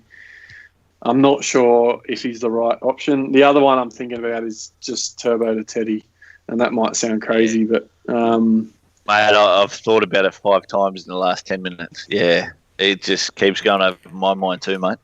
The only other one would be like a get off Hess and bring in a Tohu, or I don't have the cash to get the McInnes, but what about Crichton? Probably don't have the cash for him. What's he worth? He's probably 600 plus now, isn't he? Yeah, 630, I think. 660. So, oh wow. Yeah. Right. So I think Harris would be it, but I don't know. What am I doing, boys? Is SJ a buy? I know you've already got him and you captained him last week, Joshy, but I'm sort of banking now. Yeah, look, that was on the basis that we'd tail up the Dragons. I thought we'd put 30 or 40 on them like Shano thought. And just goes to show how good a tipster I am as well. Mate, yeah, I still gotta have him. SJ, there's something. As much as I think Cronulla are going to struggle all year long, any good football that we're going to have is going to be on the back of him. It's not going to come from Townsend. It's not going to come from Moylan because he never plays. It's just all we need is that 15 or 20 minutes a game where he makes a break or he creates a try. The other thing you saw there last week as well was that denied try that he scored probably in about the first 20 minutes or so. Cronulla got denied a try with the video ref. And I thought it was a try, but obviously, yeah, it was a ball caught on the inside shoulder and it was done for that. So there's potential there, and SJ, I think, he is trying, but I think the rest of the team isn't. So we'll just wait and see. I got Ramian. I like the combo hasn't worked. They play Dogs, Titans, Warriors, Dragons in the next 6 weeks, so the draw's not terrible. Yeah, I don't know. I'm thinking about this. If I don't do this, I'm probably Teddy or Harris, Tohu. Yeah. Shout out to Stevie from Matrix Printing. He's jumped on the chat there. Stevie, we have a chat each week. So welcome to the show, buddy. Good to see you again. Yeah. No, mate, they're solid trays. At the end of the day, you need Lolo in there. Everyone does. SJ, solid enough. If you're going to dump Luai, you may as well. But, yeah, Teddy to Turbo Turbo to Teddy. It's a hard one to swallow, but I've been thinking about it as well, mate. My trays for the week, look, I haven't sent any through to Bogan this week. I'm really not too sure what I'm doing. And that's purely because I'm trying to figure out how to bring Teddy in for Pappy, and it's just not working. Sevo to Hammer is probably the only way to look at it. I had looked at trading Asako to Hammer, purely because Asako, just Brisbane, they're just annoying the fuck out of me. But there's really no other move for me after that. I need a bit more cash to get from like a Flegler to a McInnes. Katoa's still going up. Tanua Brown's still going up. Rudolph's still going up. Carrigan's still going up in price. So all these guys are still making me money that I don't want to dump them just yet. So I'm not too sure. If I do go Asako to Hammer, it's probably just a one trade week and make the cash and see how guys jump up next week and what break evens are. So, yeah, wait and see. I reckon the Sivo to Hammer or the Tab, because he's tabbed out TAB, and Pappy to Teddy's got to be a close one. I reckon if you don't get Teddy this week, that's it. Just makes sense, doesn't it? I just look at that and I think, do I prefer Sivo and Pappy? Forget form, forget anything else. Do I prefer Sivo and Pappy or do I prefer Teddy and Hammer? Yeah, look, Teddy just... It's hard to bring someone in after they score 199 points. Like, how do you back that up? But even if he scores 70 or 80, it's still worth it. So, yeah, Stevo up against the Roosters. You got to think he's going to have another quiet game. There's a lot of... He could all of a sudden drop 100K in 2 or 3 weeks. And it's a bit of a nightmare for me. The problem with Tedesco is they still haven't played the Titans. They play St. George next week, and I'll be fucked if I'm sitting there watching the Roosters play St. George without having Teddy in my side again on a fucking Sunday afternoon or whatever it'll be. Sunday afternoon, yeah. He's just going to love the dry track. Ruin the fucking week like last night did. Mate, I got Canis Gloria, mate. I need to duck to the facility. Bogan, what are you doing? What are you doing, the maestro? Come on. Put you on the spot here. You're up there now. You got to tell the people. I'm probably gonna go Sivo to Hammer, just to make some cash, and then I'll probably be looking to bring in another hooker. I don't know who yet. McInnes. Probably McInnes. Solid. Sounding good, mate. You're sounding pretty solid. As I said, though, I've got a lot of deadwood in my non-playing reserves, but they're worth fuck all. That's the thing. I can't make any cash off them to buy anyone good. Geez, the way you're going, 1387 or whatever you got last week, you don't have to worry about it, mate. Yeah. I just think I'm going to fall behind everyone else, though, unless I keep that fucking money ticking over. Yeah, fair enough, mate. That's sounding pretty solid to me if you can bring in bloody McInnes. In the chat, what we got? Anyone in the chat? What are we talking about in the chat? Drinkwater or Pat to Ted? Lachlan, I reckon if you can afford to keep Pat. He's got plenty more upside than Drinkwater. So yeah, Adrian, I was looking at Cam Smith as well. It's a tough problem to have though when you're choosing between McInnes and Cam Smith. Smitty, yeah, I mean he's not cheap. You could still go McInnes. He's just a little bit cheaper, but couldn't blame you going either of them. He's only 20k cheaper, really. But that can make the difference. What else have we got in here? I want to drop Sivo and Capewell, Lomax, and get Poon somehow. Benny G, I don't need to chase the points, mate. I've already got Teddy and Turbo, so I don't have to worry about fullbacks. Till both those cunts get injured, unfortunately, now that I've put the fucking jinx on them. Have we got draft results? What's doing? We still got all results in that, don't we? Yes, we do. So, player so much for half an hour, Joshy. Yeah, it's been an hour 35 so far. But got to do it for the fans. Our player of the week was fucking Gomez. Fuck off! That makes me even more sick. What a week. 14.39. What was the overall for the round? Large. 15.50, I think the top of the week was. It would have been not shabby. Where is he? Come on, total points. The top 10 from the group. 261 overall for round 5 from Gomez. Well done, mate. Big score. Well done, buddy. I'll just move the chat Very good. So you guys can see the points tables.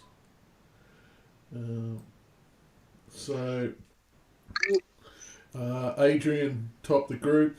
Then we had Tom with 3-peat. Bilbo Bangans came in 3rd. So there you go. Hobbits. Dino, Bilbo, he's been with us for a couple of seasons now. I think he's only ever in the outskirts, but he's been there for a little while. Shano's B team down there in 31st, it finished with 13.97.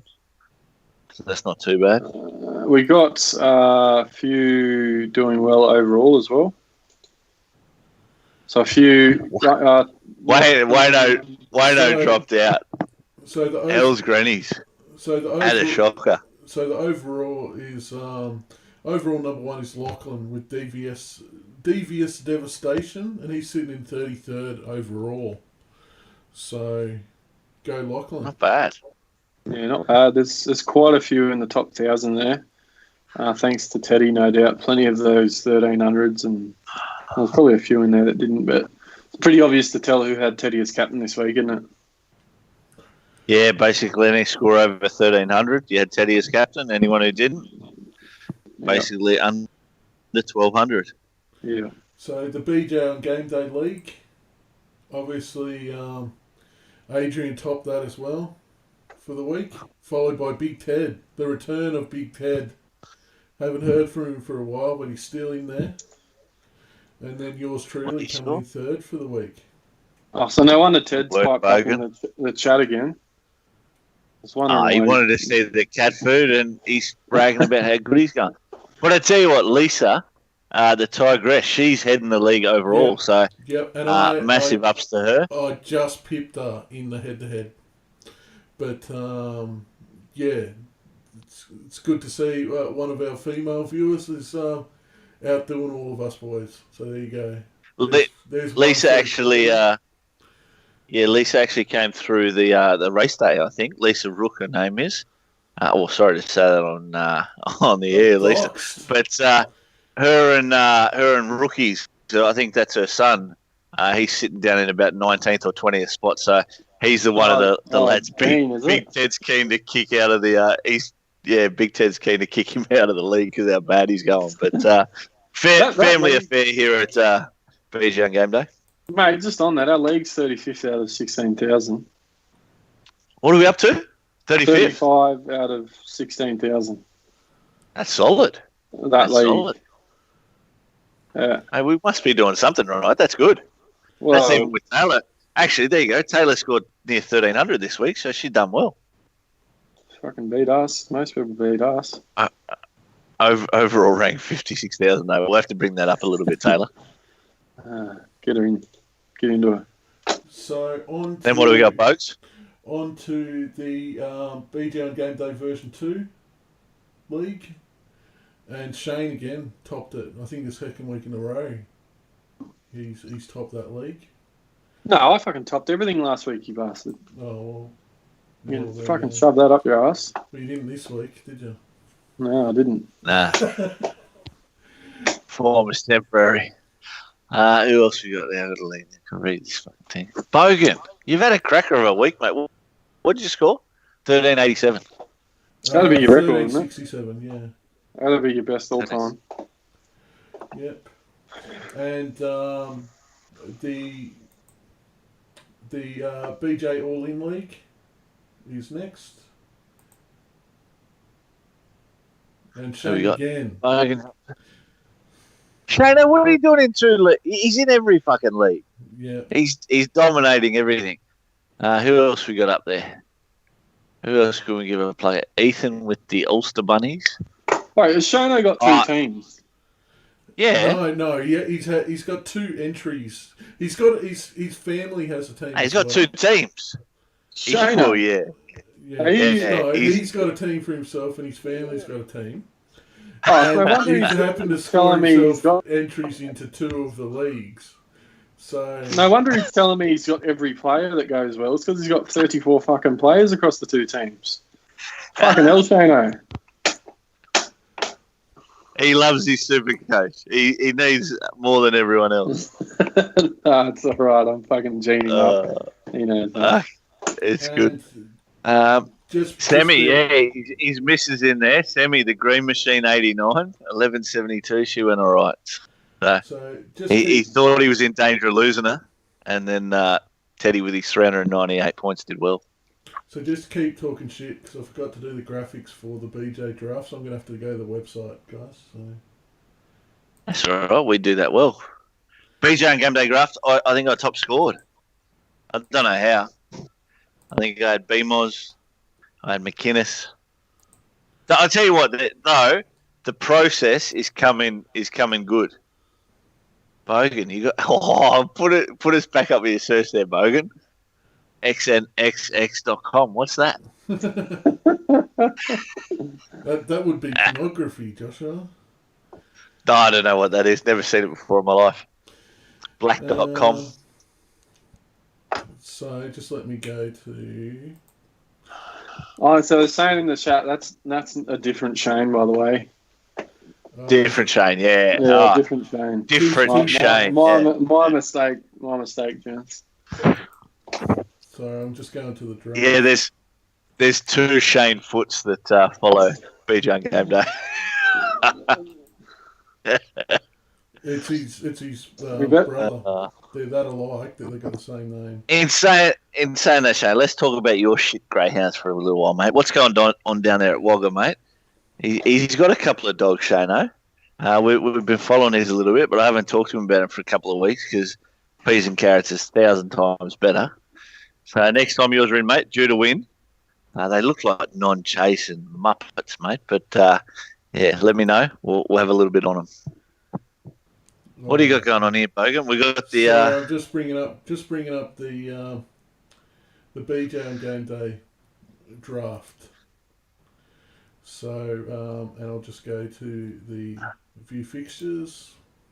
Benny Gorman on the screen there. Oh yeah, that's Shane. Shano's not a cheat. He's just a very, very passionate Supercoach player. All right, we welcome the Shano into the BJ on game day fold. He's a legendary follower of ours, but Benny, you are too. So make a second team, Benny. So in the BJ on game day results for the week, Breno got up over Hell's Grannies by 7 points. Hey, thank you, Crichton. Where's the results? The results on the screen to the right. Yeah, sorry guys, I didn't do the graphics this week. There we go. Bundy's Bustards went down to Kando's Crushes. Kando, are you in the chat or have you fucking pussied out this week? He's not there tonight. He must be busy. Fair enough. I got up over Big Ginge. As I said, thanks to Teddy. Going into that game, I thought I was fucked. I needed to get 100 points on him. Adrian Gomez, give me a compliment. Fuck you, mate. You get a compliment next week. This week, I had to eat cat food because you don't get any compliments. You top the league with 1,400 and fucking blah, blah, blah. You get compliments next week, Adrian, all right? You can player of the week. Player of the week anyway. Give me a compliment. This is fucking player of the week is the highest compliment. Coach of the week. Psycho Circus. Josh, you're going to be devastating in the draft when you have a full fucking team playing. Because you... Mate, I've got 10 players every week. It's good. And Kando's there, by the way. Oh, Kando, there he is. Legend. Hey, buddy. Yeah, Psycho Circus stringing a couple of wins together there, getting up over Checkmate. And Teddy getting up over Marty's team. I tell you what, I came into the season with a tactic to pick solid players that were injured. One of them being John Bateman. That fucking screwed me. But McInnes has worked out a treat. Tavanga's the other one. He's out for ages.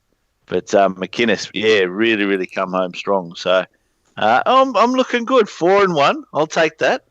Am I first? No, I'm third. Who's first? Oh, fuck. I should know. Who's first? I wonder who's first. Why would I ask that fucking question? Oh, who's first? All right. Anyway. So next week we've got Breno up against Bundy's Bustards. Big Ginge up against Hell's Grannies. Psycho Circus versus Kando's Crushers. So that's a big game. Kane Anderson versus Joshua King. And then another big game. Myself up against Big Ted. So, and then we've also got Marty's team versus Checkmate, which is a bit of a battle of the cellar dwellers there at the moment. Marty's in there too. It's hey, a Marty. good league. He loves the donuts. He still eats. 0-5. He loves them. He loves them. How's he going in head-to-head? Actually, can we, while you got it there, Bogan, let's just run through them. We're fucking here anyway. I said I was going to stay on for half an hour tonight. It's been an hour and 40 minutes. Jump onto the head-to-head of the BJ on Game Day, the Invitational League. Can you find that for us? Yeah, the regular BJ on Game Day League. Yeah, the regular league, yeah. Well, that's not it. That's not it either. Now go back to Classic.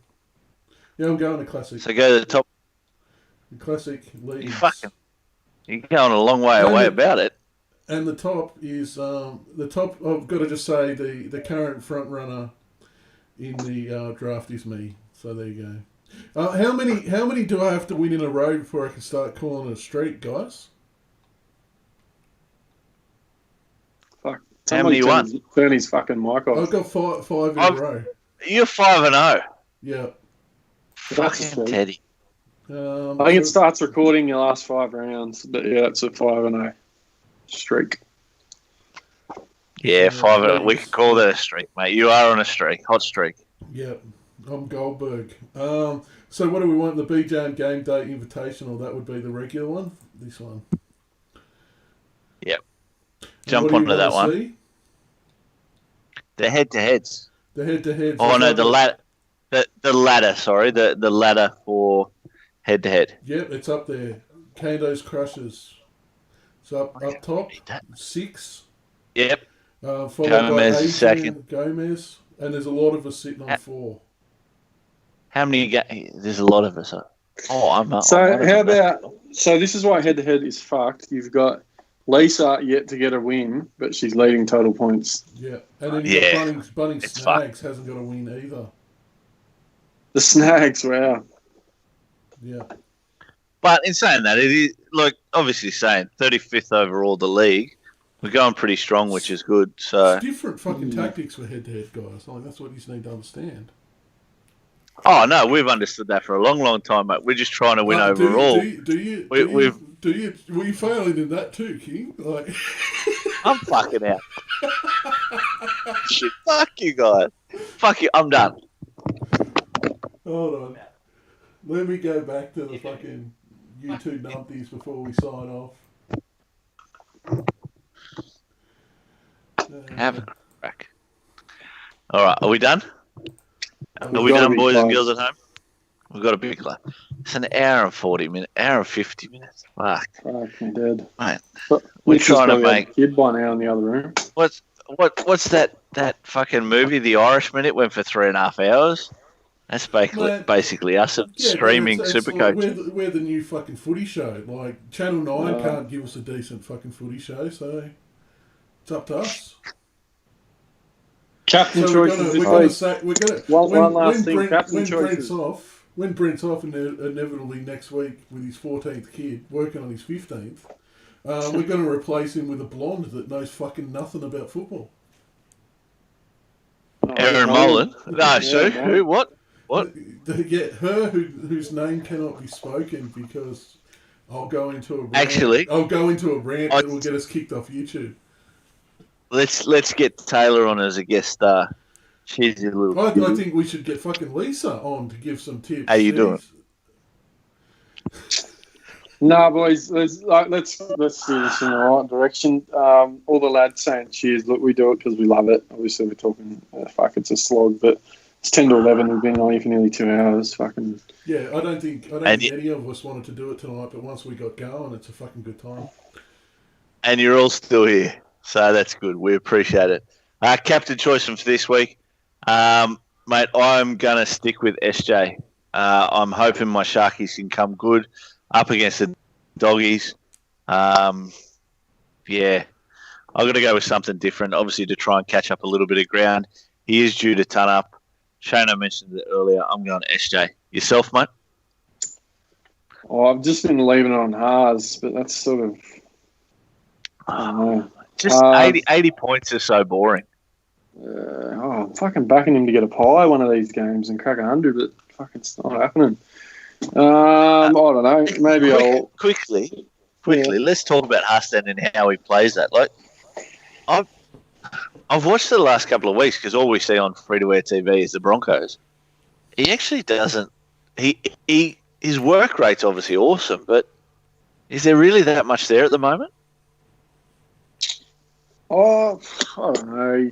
He's pretty marked up on. He's probably well covered, but you know, some people criticise that he takes the soft hit ups and all that sort of stuff. But fuck, he's only a young kid, plays pretty big minutes. Fucking during a break, you know what I mean. He's playing the hardest probably position on the field in the middle there. So I don't know. I think he still fucking runs pretty hard. I wouldn't want to probably have to tackle him or get tackled by him. Mate, let's finish off the night and let's refer to the chat. Matty Ledbetter. I would rather watch 3 hours of you guys than 5 minutes of Tom Sexton. I tell you what, I don't know how to do it. I'm going to figure it out during the week. But that comment is going to become the cover photo for the BJ Game Day League on Facebook. That's one of those reviews you can take to your grave and be happy about. So cheers, Matty. Appreciate it, mate. I'll try and get a screenshot of it for you, Josh. I reckon, good luck with your captain choices. A few good options there in the chat, and that'll do us. Yeah. Done. All right, guys. I was just trying to... See you all next week. Hey guys, Joshy here. Thanks very much for joining us for another episode of BJ on Game Day. Make sure to hit that like button, subscribe, hit the bell on YouTube for all your notifications. If you do want to follow us on Facebook, you can find us there at BJ on Game Day, and on Twitter we're at BJ on Game Day as well. So guys, we'd really like your support with that. Follow us so we can know you guys are enjoying the content. Thanks very much.